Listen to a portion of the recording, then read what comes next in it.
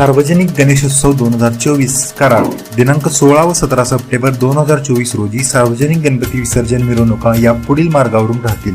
मुख्य मिरवणूक मार्ग क्रमांक 1 कोल्हापूर नाका ते कृष्णा घाट. हा कोल्हापूर नाका, दत्त चौक, यशवंत हायस्कूल, आझाद चौक, चावडी चौक, बालाजी मंदिर, कृष्णा घाट असा असेल. मुख्य मिरवणूक मार्ग क्रमांक 2 कृष्णा नाका ते कृष्णा घाट. हा कृष्णा नाका, ज्योतिबा मंदिर, कमानी मारुती मंदिर, चावडी चौक, कृष्णा घाट असा असेल.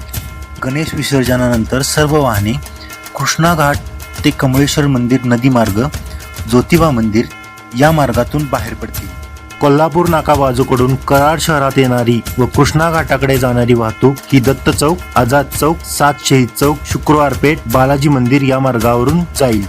कराड व बालाजी मंदिर परिसरातील नागरिकांना कराड शहरातून बाहेर जाण्यासाठी याच मार्गाचा वापर करणे आवश्यक आहे. या मार्गावर सर्व प्रकारच्या वाहनांना पार्किंगसाठी बंदी राहील.